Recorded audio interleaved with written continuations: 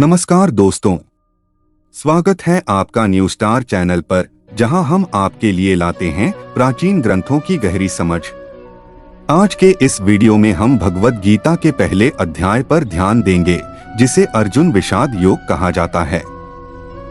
यह अध्याय महाभारत के युद्ध भूमि पर अर्जुन के आंतरिक संघर्ष और उनके धर्म के प्रति कर्तव्य के द्वंद्व को दर्शाता है।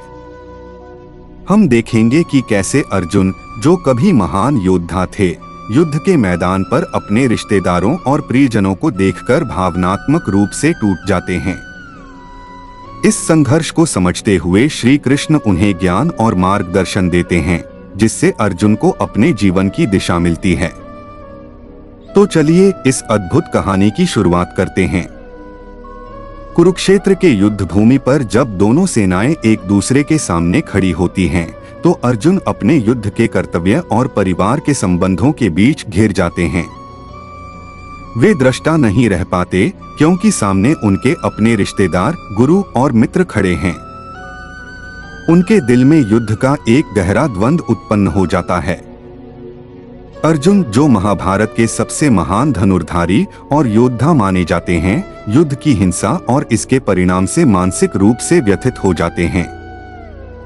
वे सोचते हैं, कैसे मैं अपने ही रिश्तेदारों, गुरुओं और मित्रों के खिलाफ युद्ध कर सकता हूँ। इस भावनात्मक संघर्ष से भरे हुए अर्जुन अपने रथ से उतरकर अपने धनुष को छोड़ देते हैं और युद्ध में भाग लेने से इनकार कर देते हैं। अर्जुन की यह स्थिति मानसिक भ्रम, मोह और धर्म के प्रति उनके कर्तव्य के बीच का संघर्ष है।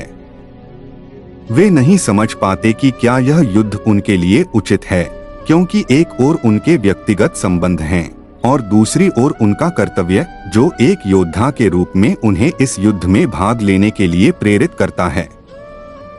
अर्जुन के इस विषाद का कारण यह है कि वह अपनी भावनाओं और कर्तव्य के बीच संतुलन नहीं बना पा रहे हैं। उनका मन अधर्म और पाप की आशंका से भरा हुआ है। वे महसूस करते हैं कि यदि वे इस युद्ध में भाग लेंगे, तो यह न केवल उनके लिए बल्कि उनके प्रियजनों के लिए भी विनाशकारी होगा। इस विषाद की स्थिति में अर्जुन ने श्री कृष्ण से मार्गदर्शन की विनती की। श्री कृष्ण, जो अर्जुन के सारथी हैं, शांत और विनम्र रहते हुए अर्जुन को समझाते हैं कि युद्ध से पहले अपनी भावनाओं को नियंत्रण में रखना जरूरी है। वे अर्जुन को बताते हैं कि युद्ध केवल शारीरिक नहीं, बल्कि मानसिक और आध्यात्मिक भी होता है। उनका यह संघर्ष उनके धर्म, कर्तव्य के साथ और भी जटिल हो जाता है।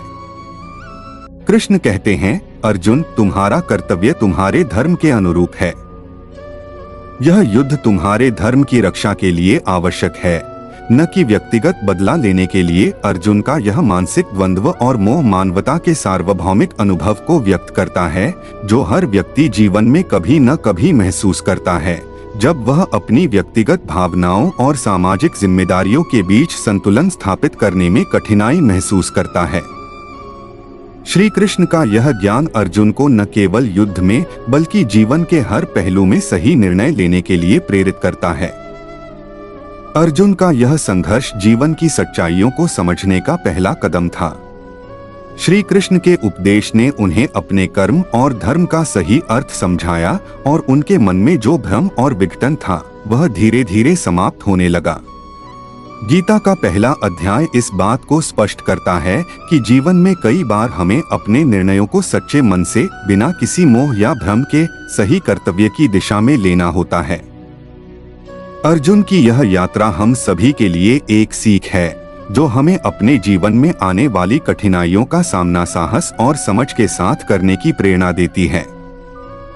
अर्जुन का यह विषाद केवल एक युद्ध के संदर्भ में नहीं, बल्कि जीवन के हर मोड़ पर आने वाली चुनौतियों को सही ढंग से समझने का संदेश देता है। श्री कृष्ण के उपदेश से अर्जुन को अपने कर्तव्य का सही मार्ग मिलता है, और हमें भी जीवन की कठिनाइयों का सामना करते समय यही मार्गदर्शन चाहिए। अगर आपको यह वीडियो पसंद आया हो, तो कृपया लाइक और सब्सक्राइब करें, और साथ ही अपने विचार कमेंट में साझा करें। अगली बार हम आपको भगवद गीता के अगले अध्याय में श्री कृष्ण के ज्ञान से और भी गहरी समझ देंगे। तब तक के लिए धन्यवाद और बने रहें हमारे साथ न्यूज स्टार पर, जहां ज्ञान और कहानी का अद्भुत संगम होता है।